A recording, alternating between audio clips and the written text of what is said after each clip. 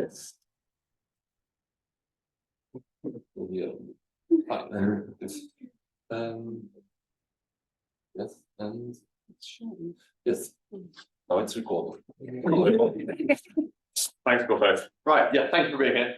My name is Henry, and this is joint work with my wonderful co-authors, Martin Kuhnemann, Petri, and Coverability. I should be able to introduce the model and introduce what's going on. I'll show an improvement to Rackoff's. I'll explain the conditional and I'll explain the optimal. Hopefully the title makes sense by the end of it, but I won't be covering every detail of the paper. I'll be covering, I think, the two most interesting results for you today. I hope I've pitched this at the right level. It's the first time I've done something like this, so thank you for your trust. Okay, without further ado. So to introduce the model, I'm going to show you an example. So a vector addition system of states can be thought of as a directed graph, like this one here, and I'll label all the edges with, well, vectors. They have to be integer vectors, and in this case, all the vectors are two-dimensional, so this is a two-dimensional vector addition system of states. As the title suggests, I'm going to shorten vector addition system of states to VASS, and I can ask the following problem. I can ask from a place A, can I reach somewhere G on a path that's quote never negative? So the semantics the counters are natural. So I start with value 0, I add and subtract based on the labels on the edges, and they must remain non-negative at all times. So if I start at A, I'll have two components, both starting with value 0. If I, let's say, for example, try to go from A to C, then I would notice that the first component will go down to -7. I do not allow this, this is not possible, but I can instead go over to B. My sum is now 2 on the first, 0 on the second. And now I can go up to C, right? And I can get 5 on the first and 8 on the second. And from here, I can go to E with 3 and 10. And from here, I can go down to D with 7 and 5. And I'm almost at G. But notice that even if I go via F, or even if I go to G directly, that in either case, the second component will take a negative value. So I've got to do some thinking, I've got to do something relatively intelligent. I notice there's a nice cycle back via A, B, and back to D that gives me +1 on the first component and 10 on the second. And now actually I can take this cycle as many times as I like. I can get both values arbitrarily high. I'm no longer worried about negative updates that I see in the future, and I can get to the target no matter what. It turns out here it's fine to do it once and then twice. I have 9 on the first, 25 on the second, and now I can choose to take either path actually to D. Fine, we'll go directly. I don't care about the values that I get at the end. I just need them both to be at least 0. That's what the problem I care about is. Yeah, that's what the coverability objective is. I just need at least 0 on each component at the end. I don't need a specific counter value at the end. That would be the reachability problem. Okay, to motivate coverability, first, you can imagine this directly as some sort of resource management problem. You can imagine having a hybrid car of sorts. Maybe it's got a fuel component and a battery component. And you can imagine the labels on each edge being how much fuel and how much battery you spend or gain. Maybe you've got some downhill section of a road that, I don't know, gives you some battery back through regenerative braking. And then you can ask questions like, well, from my town, can I, with any amount of fuel or battery left at the end, can I get to where I need to work in the city? Alternatively, you can see VASS as equivalent models to Petri nets. And well, Petri nets are a sort of nice, simple model of concurrency. So if you can ask about Petri nets, you can now ask about VASS, and you can think about them in this context. And like, why coverability? Well, a positive instance of coverability can be seen as lack of safety. So imagine you have a system for which you can define the actions, especially if you have a concurrent system. The coverability, if you can also define the set of maybe bad configurations and things you want to avoid, the coverability problem asks, is there a sequence of actions like firing of transitions in Petri nets or firings of transitions in VASS for which you can get to one of these bad states? If then the coverability instance is positive, your system is potentially unsafe. And finally, you might care for the related problems. Maybe the most closely related problem is the unboundedness problem, which asks from some initial configuration, can I reach an unbounded number of configurations? It's comparable to coverability because one might witness some sort of route to a state for which you have a cycle that maybe is positive on some component, and then you can reach an arbitrary number of components. This is kind of like 2 instances of coverability back to back. It's obviously similar to the reachability problem. It's less fussy and so computationally not so difficult. And although slightly covered, perhaps most historically relevant to some word problems for commutative semigroups. Okay, so let me just tell you what's going to happen today, hopefully. So the first, I'm going to talk a little bit about the history and the complexity of coverability to kind of set the scene. And then I'm going to give the improvement to Rackoff. That's probably why most of you are here. And the two most interesting important things that I'll try and convey here is a new definition that we introduced called thin configurations that allows us to get the improvement itself. And I'll show how we use that with Rackoff's bounding technique, because our proof is much the same. And then three, like what corollaries we can take out of this. So we'll get an optimal space algorithm for coverability, and we'll get a conditionally optimal time algorithm for coverability directly from these bounds. And then four, I will hope to explain why this is conditionally optimal, why this algorithm is conditionally optimal. So we have a lower bound that's based on the exponential time hypothesis, hence conditionally. And here we'll be reducing from the clique detection problem, and we'll go via bounded two-counter machines in order to get there. I know it sounds scary now, but we'll hopefully cover all these details. Okay, right. Before I say anything else, I think this is true for the rest of the presentation, especially the following slides. If I say D, I'm talking about the dimension, that's the number of components, the number of counters in my system. If I say N, I'm talking about the size of the system, and the whole way through, I'm encoding. So the size of the system is maybe the number of states, and then the absolute value of every single update on every single transition, just sum all these things together. Okay, so D is dimension, N is size. First, in 76, Lipton showed already that the coverability problem in VASS is EXPSPACE-hard. And 2 years later, Rackoff showed that the coverability problem in VASS can be decided in EXPSPACE. And so the problem is EXPSPACE complete. Fantastic. That's not the end of the presentation, unfortunately. Take a closer look, and what Lipton shows is that VASS requires, or the coverability in VASS requires exponential in the dimension times log of the size of the system space. And the way he did this was by finding some really hard instances, as one would imagine. It turns out the instances he finds really require doubly exponential length paths in order to witness coverability, aptly named Lipton's construction now. And to give an idea as to like what a long run could look like, imagine this system. So I've got 5 components, and imagine I'd just like to get to Q with at least 0 on all the components. To get to Q, I'd have to have at least 1 on the final component just before. And to get 1 on the final component, I must take that last cycle at least 1 time, right? If I take that last cycle at least 1 time, I'd need at least 2 on the penultimate component. And to have 2 on the penultimate component, I need to take the cycle before that twice. And to take that cycle twice, I need 4 on the component before.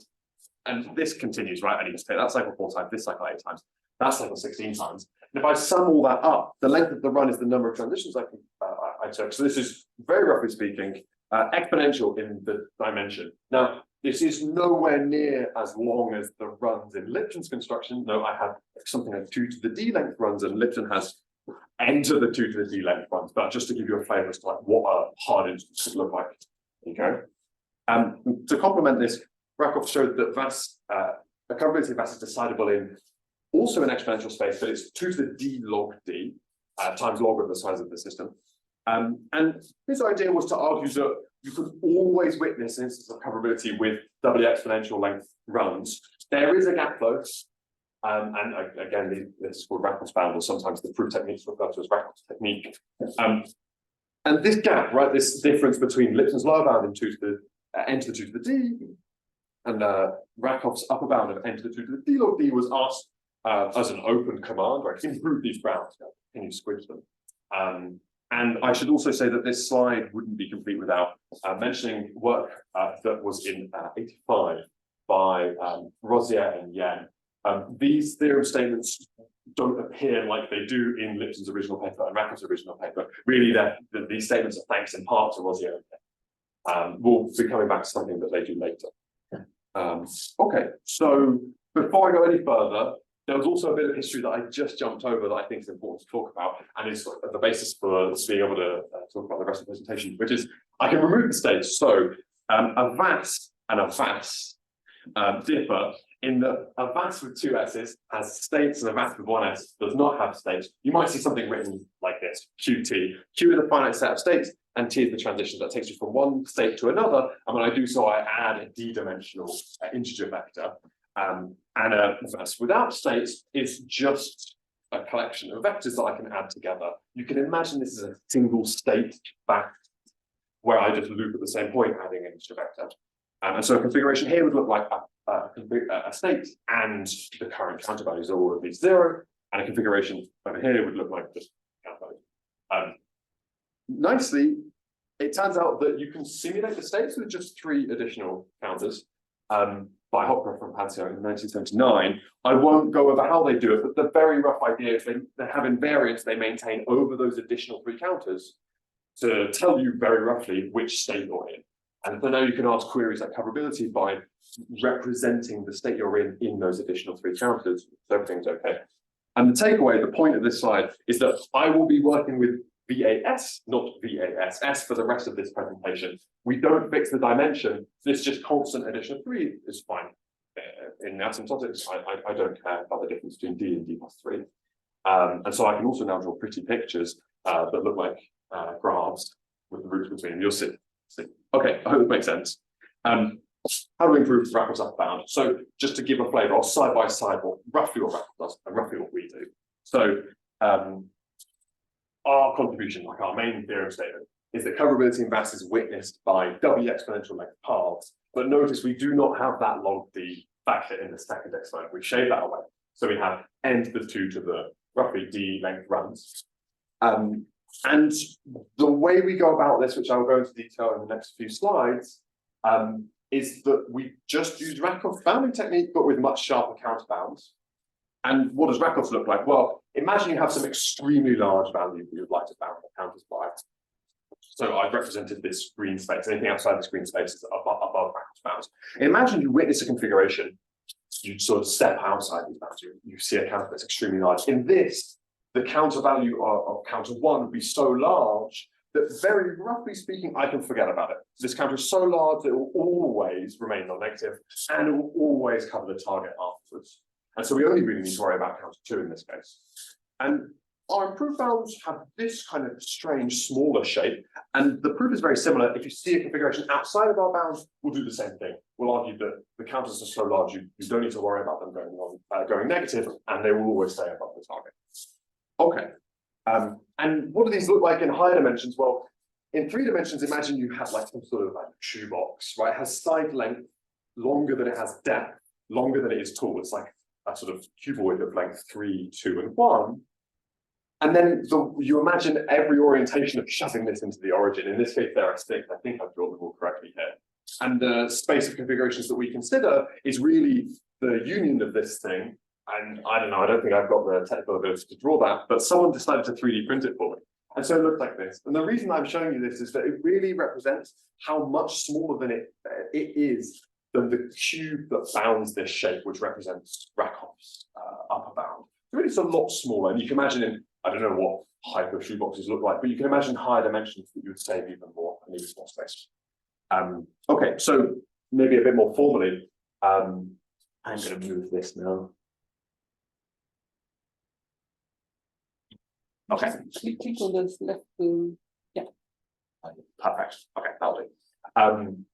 Okay, so a thin configuration, or a configuration is defined to be thin if, after I sort the components, that might not feel very intuitive, I have the first component bounded by this value M1 that's smaller than this value M2 that bounds the second component that's smaller than the value M3 that bounds the third component, etc. Rackoff's bounds just set all these M's to be the same large value. We instead, to get an improvement, make M1 much smaller than M2, and M2 much smaller than M3, etc., all the way up to MD. I'm going to write down the precise values of these M's. Don't worry, please don't remember those values. That's not as important as what I'm going to say, but I will have to write them down in order to show you how we obtain our main theorem. And yeah, you can observe that these are seriously smaller than the next, right? The exponent is growing exponentially. So these really do grow massively. But the question that is most important is how many thin configurations exist. Well, you can imagine like one box is M1 by M2 by M3 by all the way up to MD, and the number of boxes you have, well, the number of orientations of this box was d factorial. In fact, I'm actually over counting, right? The ones that overlap in this union, I'm double counting or triple counting or whatever in high dimensions. But this is not a concern for me.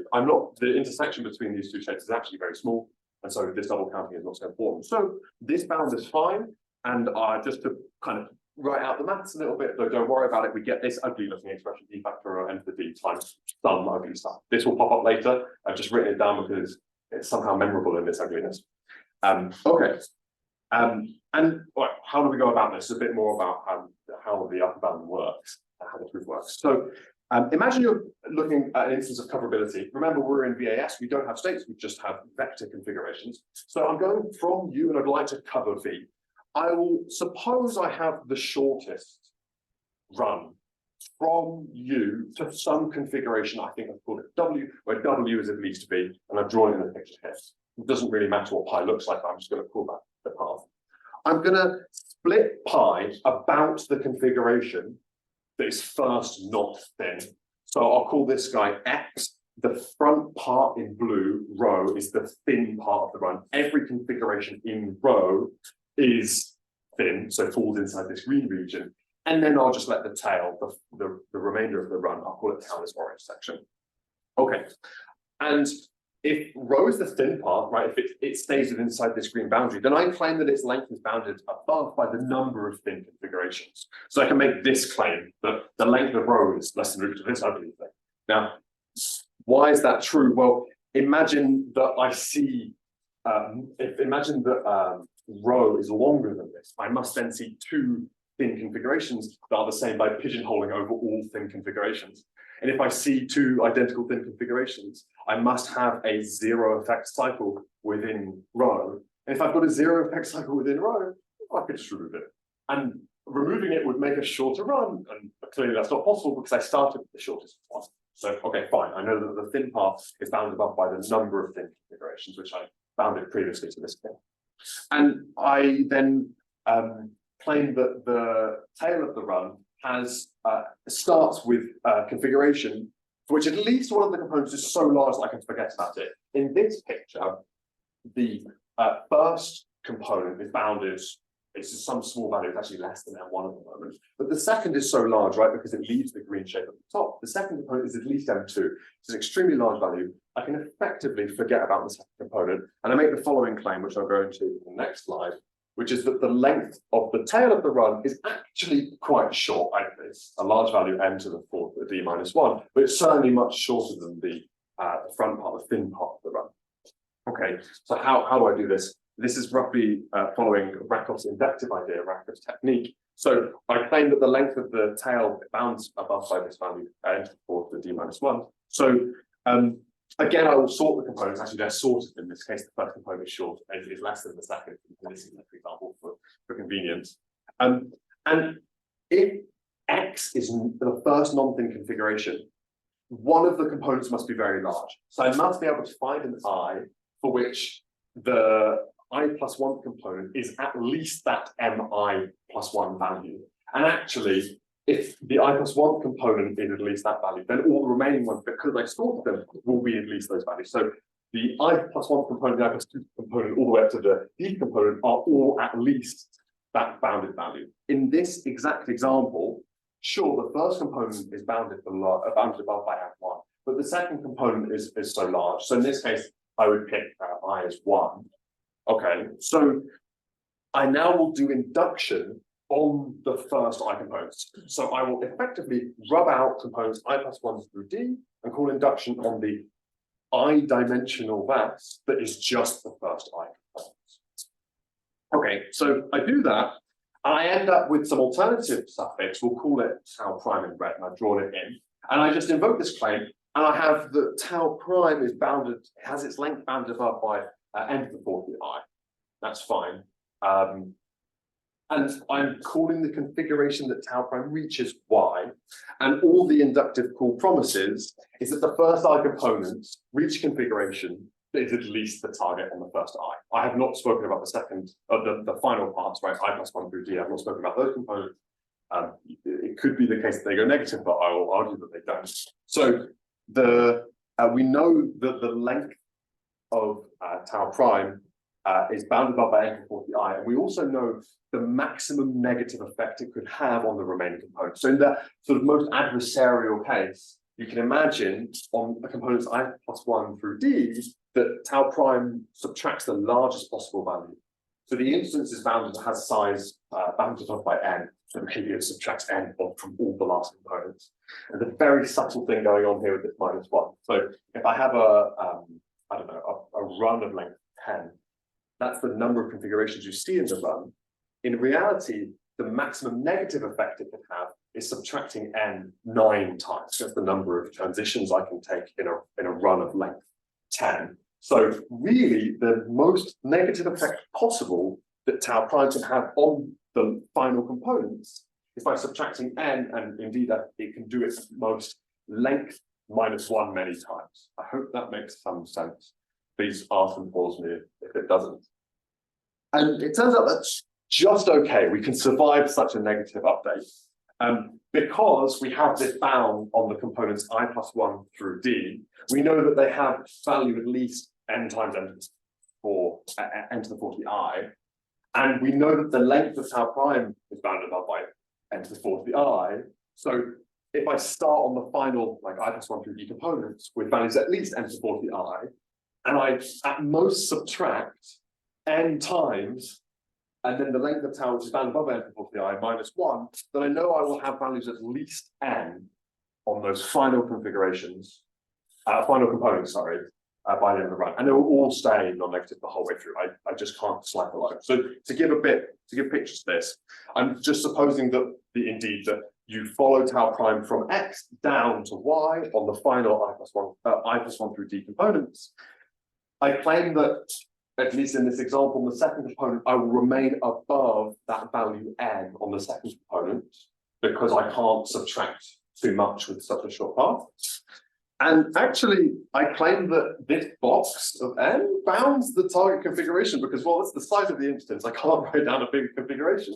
So I know that on the final I plus 1 through d components, I started with such a large value, there was no way I could go negative. And moreover, I could not even go below value n. And that value is larger than any of the targets. So I certainly by induction covered the first I components, and well, because the run is not so long, I cover components I plus 1 through d.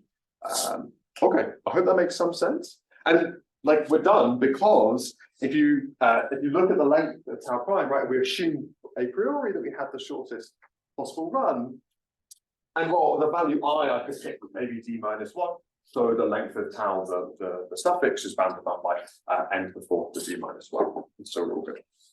Henry, Yes. why didn't you walk with n to the power of 2 to the n?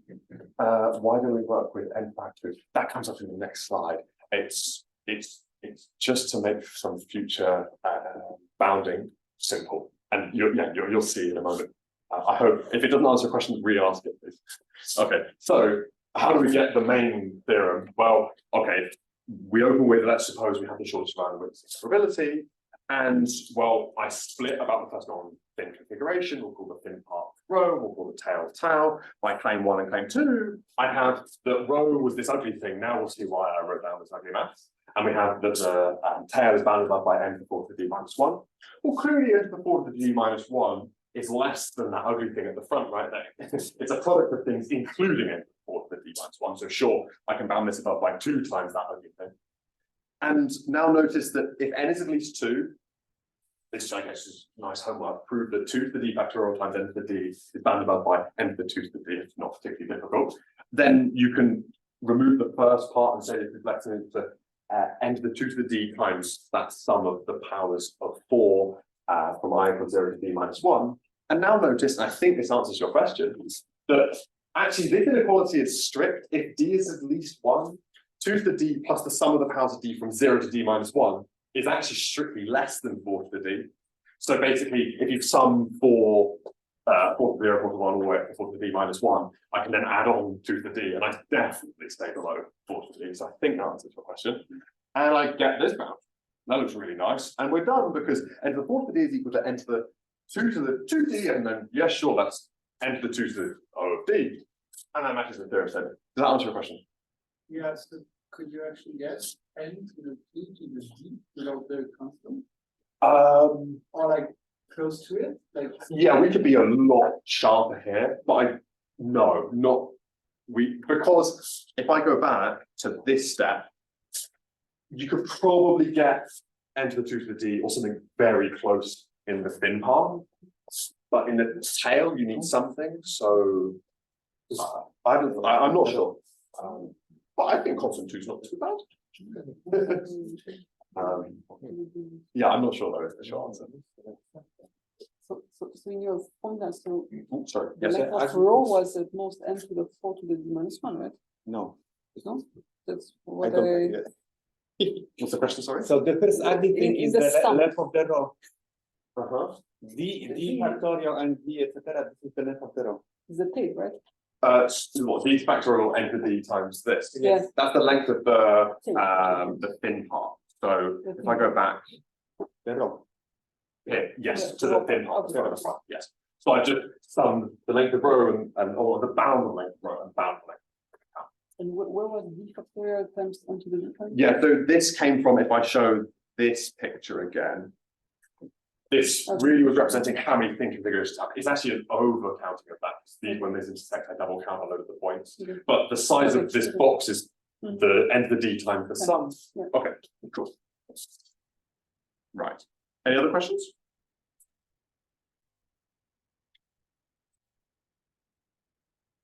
Okay, thank you.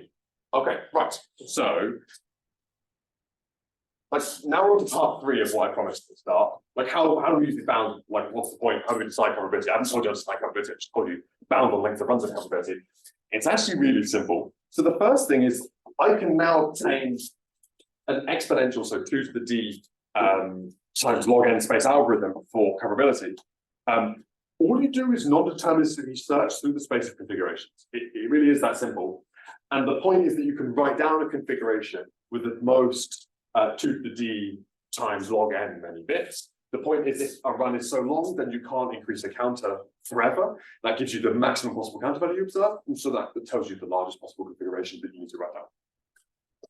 And this is optimal because if you've got really good memory, Lipton gave a lower bound that said you need at least 2 to the d times log space to decide coverability. So this algorithm is asymptotically optimal up to your favorite constant.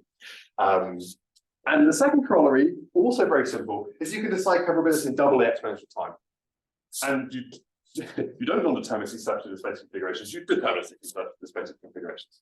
And maybe you do this by VFS and then cut once you've reached a certain depth.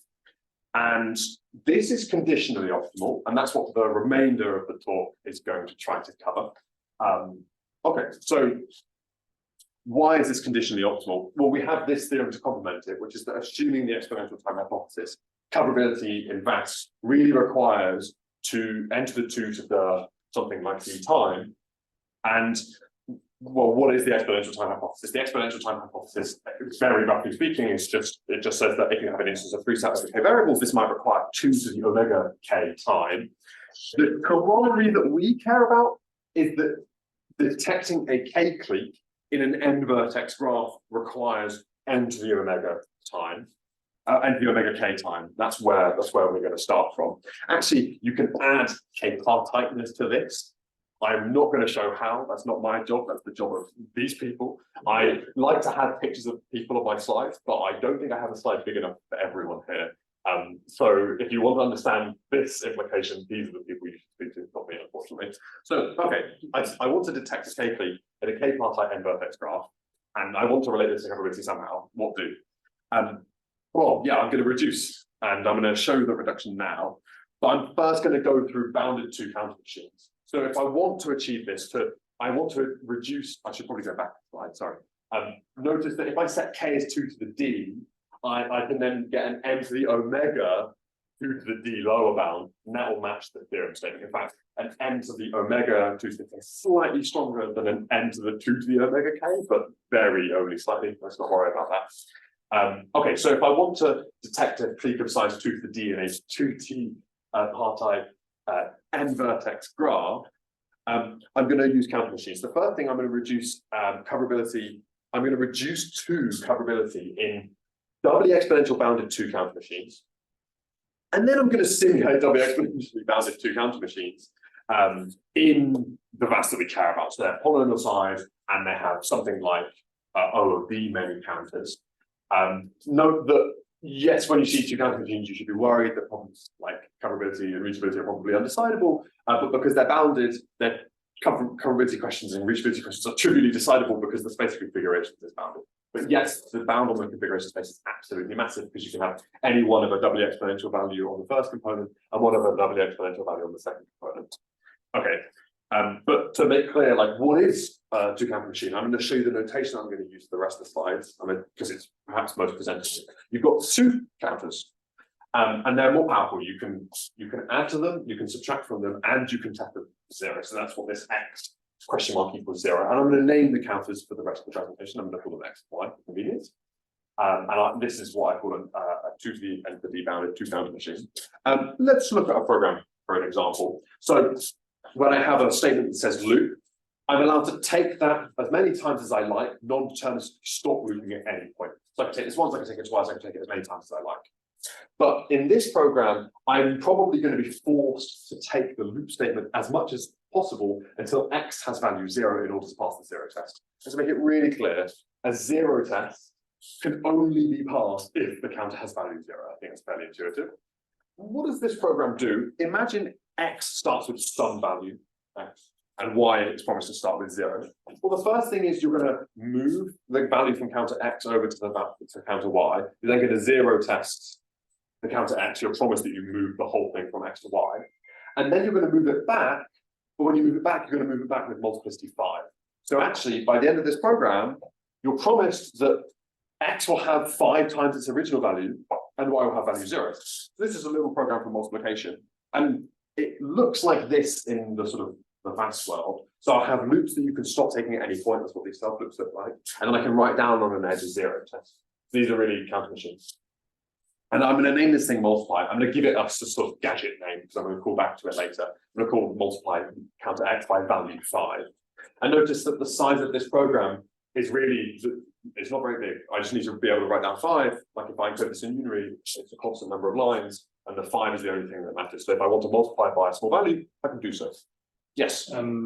You're assuming that the Y is 0 at the beginning? Yes, so this precondition says, I promise you that Y is 0 at the beginning, then it will achieve what I want to do. Indeed, if Y didn't start with value 0, then you might be able to cheat this and you probably wouldn't multiply, you'd get something bigger back. You wouldn't know the value of the in practice, if you want to use that gadget, you could add a transition testing if Y is 0 or something like that? Yeah, you could do that, or we're going to chain them together. And actually, if Y starts with value 0 and is promised to end with value 0, then if I chain them together, that will persist. But yes, you could in practice have a Y from 0 ahead of time to kind of make sure that's the case.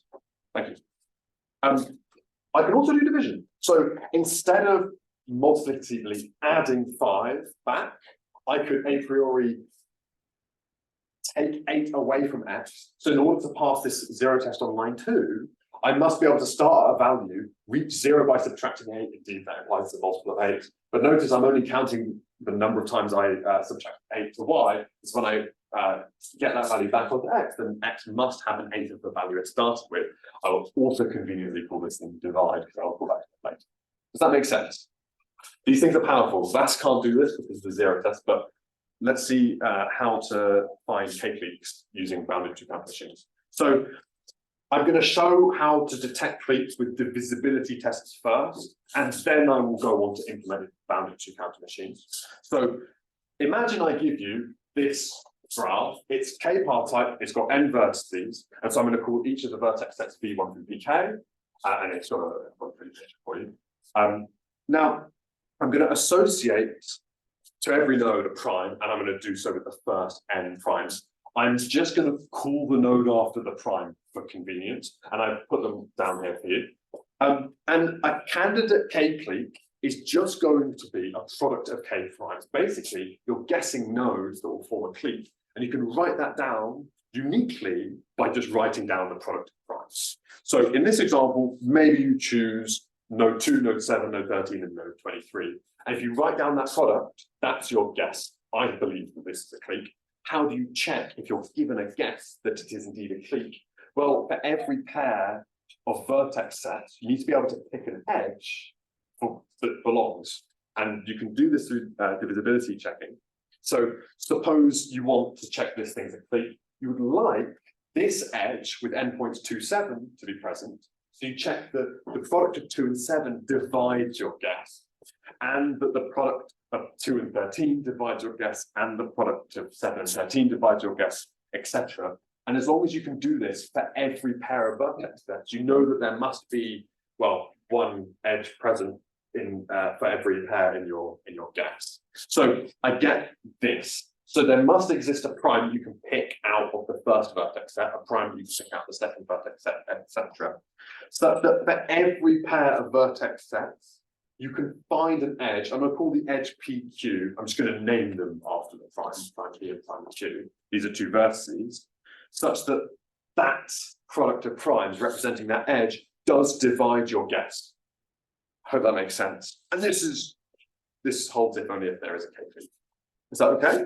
So, okay, we do cliques with divisibility tests, but I didn't talk about bounded counter machines. It's been too long, so let's come back. How do I implement this? So this is the idea. The first thing you do, yes, I need to remember. Something else you can do. You can have programs with non-deterministic branching. I didn't show that in the previous example. In the multiplication and division gadgets, I didn't have any branching. I had non-determinism on when you stop doing the loops, but I didn't allow you to branch. I'm allowed to write programs like this. So I start with a value X and the counter X, and I'm allowed to guess maybe value 1, 2, or 3 on C, and then I'm allowed to add C to X. It sounds a bit ridiculous. And the post condition of this, well, X is going to have value X plus 1, X plus 2, or X plus 3, I don't know which. What this corresponds to is this kind of counter machine. So I can branch to either of the values of C. The size of the thing depends linearly on the value of C. So if C is small, this is okay, but I can't guess C over a large set. Like I can't have an exponential set, otherwise my machine will be exponential size. So I'm going to use this here. The first part was to guess a candidate clique. So I'm going to do this by starting with X is 1 on the first and Y is 0. So this answers your question. I'm going to have Y 0 constant the whole way through. I'm going to guess one of the primes out of the vertex set V1. Now note that V1 has size of most n, right? If my graph had n vertices, then surely I can't have more than n vertices in V1. So I can pick, there's a small number of values, and each prime itself is small by the prime number theorem. The largest prime we see here out of the nth prime is value bounded by a constant times n log n. So all the primes themselves are small, and I've got a small number of them, so I can guess one. And I can imagine this guess multiplier, these first two lines, being a branch between instances of the multiply gadget. And I do this for each. So at the end, what I have is I've guessed a product of k primes where I've chosen one node for each set. Sounds about right. And part 2 is to check this as a clique. How do I do this? Well, the first 4 vertex set, 1 and 2, I'm going to guess a prime, 1 from V1, 1 from V2, by choosing and guessing an edge.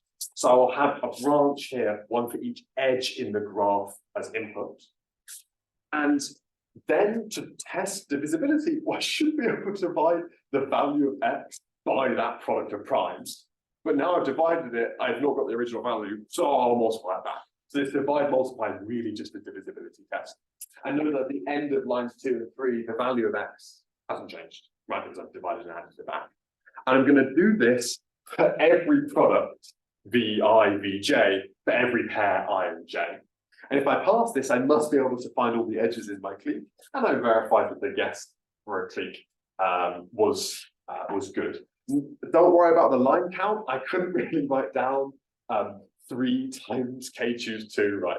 I just know that this program has at most 3 k² lines. I just wanted to make sure that it wasn't too large.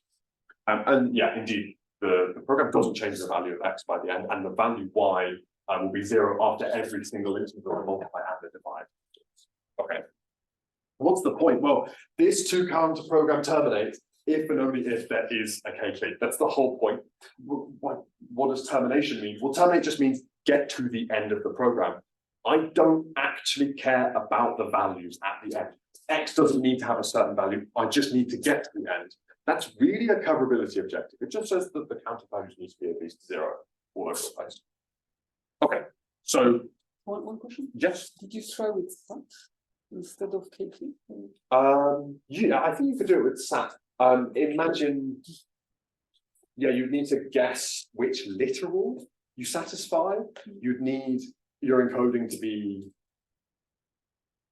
No, just by curiosity. Yeah, I think you can do it with SAT, but I think somehow this was easier to work with. Yeah. Yeah. It's using space. hard, I think it's space hard due to modeling linear, well, not linear, but prototype bounded machine, which probably allows you some force.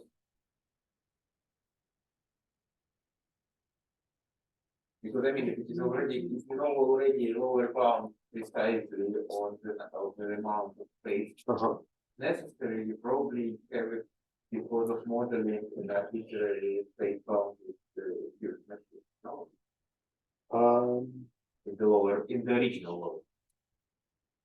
I'm not sure. Maybe discuss afterwards if that's okay. Sorry. Okay. So how on earth are we going to simulate bounded two counters? We've been talking about them for ages. I haven't been talking about VASS. It's ridiculous. So it turns out that VASS can simulate them. Let's just like recount what we had from that program. So the counter value bound I had was what was a product of k primes. And once I got there after the first part, the second part of the program didn't actually change that value on the counter. And well, let's say P max is the largest prime, it's the n prime. By prime number theorem, as I already said, that's bounded by a constant times n log n. So this is really big O of n to the 2k. Like I'm being quite lazy with my bound. That's roughly the counter bound, the bound on both counters in the counter program. And the size of this thing is independent of k. It's really only a polynomial in the number of nodes in the original graph. I did a rough calculation a couple of days ago when making these slides, and I got n to the 11, but that's not important. It's polynomial. That's all that matters. Okay, but importantly, and this is where we black box a lovely technique from Rosier and Yen that actually uses Lipton's lower bound, or at least parts of Lipton's construction in disguise, which is that in polynomial in the size of the system time, you can construct a VASS with log k many counters that can simulate an n to the k bounded counter machine with some constant number of counters, right? That's what that big O1. And this thing is not going to be too large. The machine can't be too large if you want to do this polynomial time. So remember that we set k as 2 to the d, right? We're looking for 2 to the d size cleats. And so our machine is n to the 2 to the d bounded. And so then if we instantiate this lemma, in polynomial time, we can construct a, well, log of k is log of 2 to the d, that's a roughly O of d VASS for detecting exponential 2 to the d sized cleats. And we can do this all in polynomial n time. That's the number of nodes in the graph. And again, I just wanted to make sure that I can remark that termination in the original thing really is coverability. I do not care about the values I end up with. I just want to end. So when I go from bounded to counter machine to this OD VASS, I want to make sure that I write down a coverability objective. Okay, so just to like recover the entire reduction, I want to detect 2 to the d size cleat in an n vertex graph. Under the exponential time hypothesis, this requires n to the omega 2 to the d time. And via this encoding of product of k primes and using divisibility tests, I could get an instance of a termination problem in a bounded two counter machine where that bound was something like n to the 2 to the d. And then using a lovely lemma from Rosier and Yen, I can simulate this thing using VASS, using roughly a constant times d many counters. And that constant's not too large, but it's certainly bigger than 2. It's going to be bigger than your favorite constant. And this allows us to conclude with the theorem that is under the exponential time hypothesis. Coverability in VASS really requires n to the 2 to the omega d time. I hope that makes sense. And I think I'm just about at time. So to conclude, we have an improved upper bound of the Rackoffs. So we shave off that twice exponentiated log d factor, and we argue that you can always find doubly exponential length values n to the 2 to the small constant times d time, and to small constant times d length runs. This allows us 2 corollaries. The first is that you can decide VASS using exponential non-deterministic space. And this is optimal because of Lipton's construction from 1976. And the second corollary is that you can decide coverability in doubly exponential length time. And this is conditionally optimal because of the theorem that I just gave you a rough idea about, which is that coverability really requires n to the 2 to the d time. And so both, this is, I hope that explains the punishment. That was what I promised at the start, is that we have an optimal algorithm for coverability in space and a conditionally optimal algorithm for coverability in time. Yeah, that concludes everything I have to share with you. Thank you.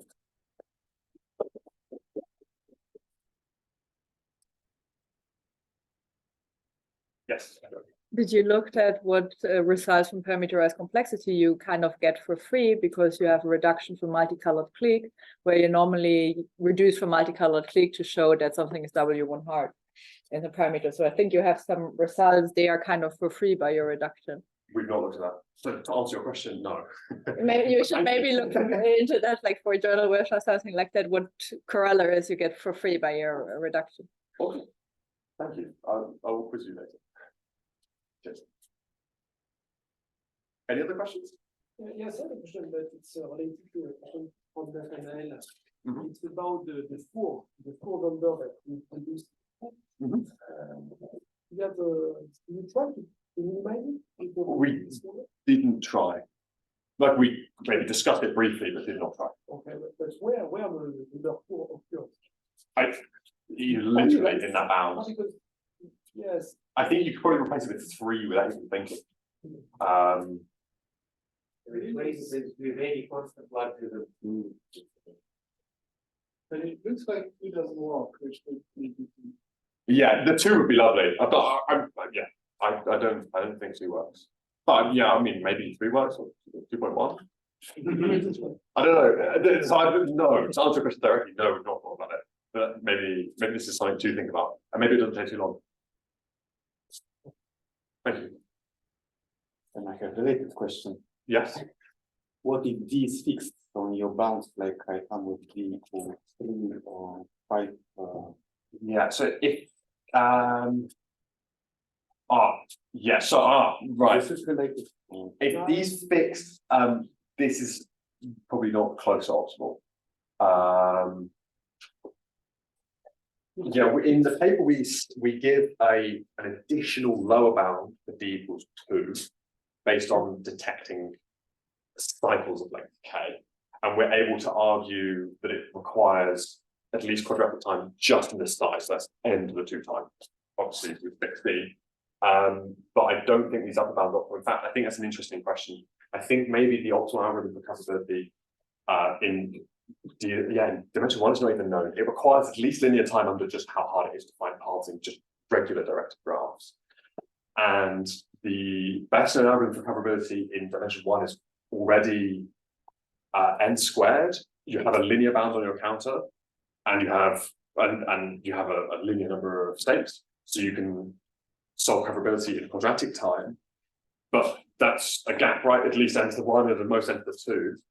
I think this got asked as a problem, and I think other people are thinking about this because you can imagine like one-dimensional systems as modeling electric vehicles.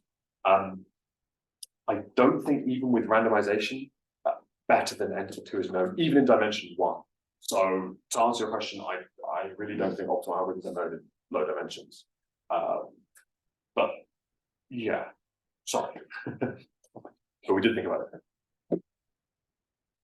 But it's harder to get the lower bounds for the techniques, yeah. So Yeah, maybe matrix multiplication or whatsoever. I do not know. So we have a lower bound that's near optimal in a slightly restricted model. So if you have a linear bound on the counter, so if you're promised your system has size S, and you promise that the bound on every counter is at most constant times that n, then we have a lower bound based on hyperclique hypothesis that says that the trivial algorithm for exhausting the search space is nearly optimal. So, and that's for everything.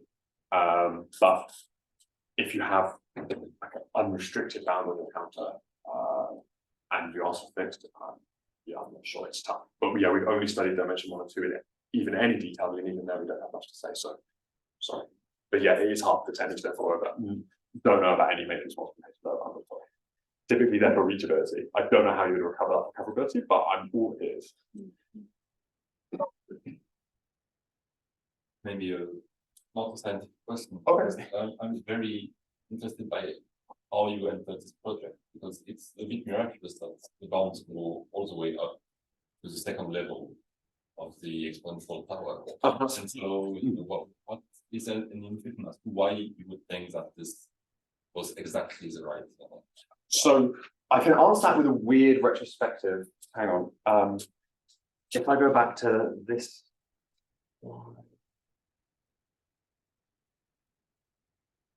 Sorry, it's not.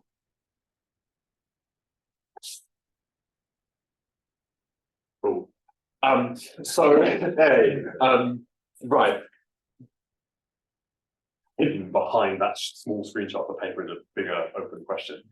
They were actually asking about bidirected systems. I know it's not answering your question directly, but don't worry, I am answering it. In bidirected systems, you're promised for every transition you have the reverse transition. So from you have a transition that gives you +10 from P to Q, you're promised to have a transition from Q back to P with -10.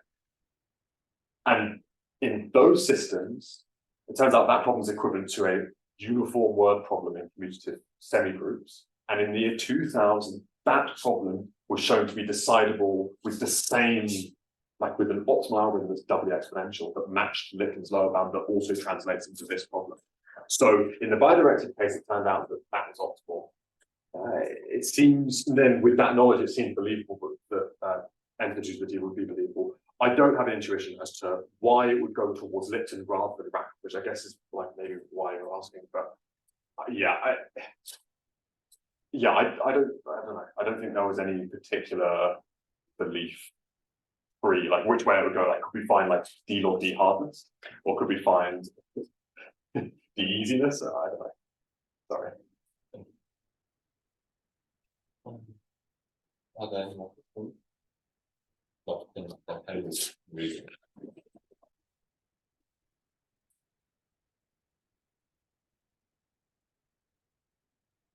And we make cookies. Oh.